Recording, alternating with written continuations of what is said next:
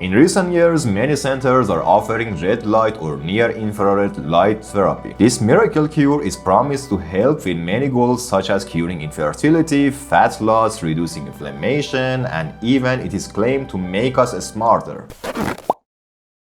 Red light or near-infrared light is also applied in veterinary clinics worldwide. Should we and our pets all take advantage of this magical elixir? Low-level laser therapy is a fast-growing technology in many clinical fields. There are devices to be used by medical professionals and also devices for personal use in the market. The price ranges from a few $100s to a few $1,000s. Also, there are many options for LED devices on the market besides low-level laser devices. Low-level light or laser therapy is also called photobiomodulation or PBM. It exposes cells or tissues to low levels of red or near-infrared light. The application of this light would stimulate cell response. This would promote healing and reduce inflammation and pain. The energy density of these lights is lower than other forms of laser therapy. The source of the light can be either a laser or LED. The proponents of this technology claim it helps with reducing inflammation and pain, edema, chronic joint disorder, and healing wounds and nerves. It is even claimed to treat cancer.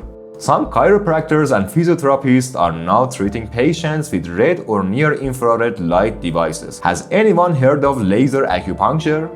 Now, how is it different from high-intensity laser? High-intensity lasers have many applications in medicine. For example, they are used in surgeries for cutting tissue. Even they have applications in cancer treatment. High-power laser devices are expensive and not safe to be used by everyone. They need trained personnel to operate them. Let's see how low-level laser therapy first started. In the late 60s, a scientist in Hungary was trying to treat a cancerous tumor in mice with a low-level laser. He failed to cure cancer, but he noticed applying the laser to back of shaven mice could cause the shaved hair to grow back faster. Not only that, but he also noted that laser could stimulate wound healing in mice. This led to greater scientific interest in stimulating cells with low-level laser to improve healing, and field of photobiomodulation was born. Probably many of you watching this video have heard about red light devices. LEDs can be used as a source of light. Let's see how the therapeutic use of LED in healing started. NASA used LED-based light to grow plants in space. Plants responded to this light in the absence of sunlight. This experiment led to an accidental discovery. NASA scientists spent time working with their hands under LED light. They realized their wounds heal faster. Because there is no gravity in space, astronauts' muscles, bones, and wounds heal slower in space compared to when they are on Earth. Naturally, the discovery was of great interest to NASA. Since the discovery of low-level laser therapy, for several decades it was believed that a coherent beam of light like a laser was necessary for treatments. Today, non-coherent light sources such as LEDs are proven to be as efficient as lasers in healing. They are cheaper alternatives to laser devices. LEDs have evolved throughout the years. In the 90s, personal light therapy devices became more efficient. Today's LED lights are more powerful and release less heat. They can emit wavelengths that are optimized for plants and human health. In the past 50 years, researchers have tried to use PBM to treat different ailments. FDA approved the first low-level laser therapy device, or LLLT device,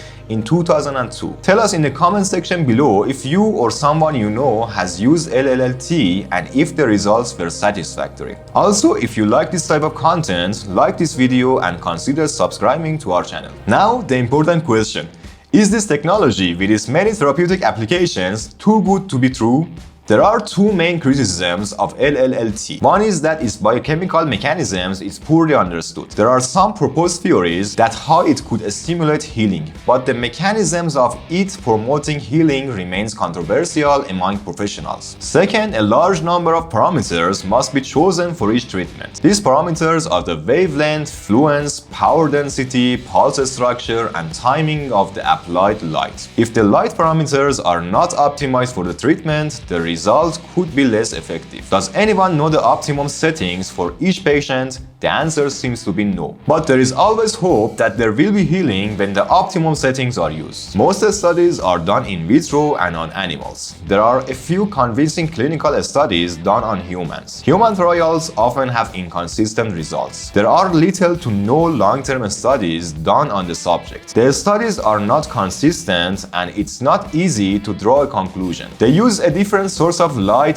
wavelengths, power, and other inconsistent parameters. Some manufacturers exaggerate the benefits of their devices. Several LLLT devices were approved by FDA for specific applications, mainly for pain therapy. Some of these devices posted a long list of claims and health benefits on their website. These claims were beyond the FDA clearance, and as a result, there were government actions against them. Some companies refer to some studies on their website, while the studies are not scientifically conclusive. Almost all insurance companies do not cover LLLT. They do not find enough scientific evidence to support the claims. For example, Cigna Insurance Company considers LLLT medically helpful only for prevention of oral mucositis, which is a cancer treatment side effect. Cigna considers LLLT experimental, unproven, and investigational for any other indication. This insurance company states large controlled clinical trials are needed to prove its effectiveness. The home devices available in the market are relatively affordable. Low-level laser therapy may not help with all the claimed conditions, but these devices are safe to use and won't make the condition worse as there are no major side effects reported. LLLT is moderately helpful in the temporary relief of pains such as pain from arthritis and inflammation in joints and muscles. It could be effective in healing wounds and a few other inflammatory conditions. It could also be beneficial to skin rejuvenation, but the claim that it can cure all sorts of diseases does not have scientific evidence. Consistent, controlled clinical trials are required to prove the therapeutic efficiency of LLLT for each condition, and more research is needed to understand exactly how it works. Also, more clinical trials could mean more data on the optimum parameters for each application. When shopping for such devices, be mindful of the outrageous claims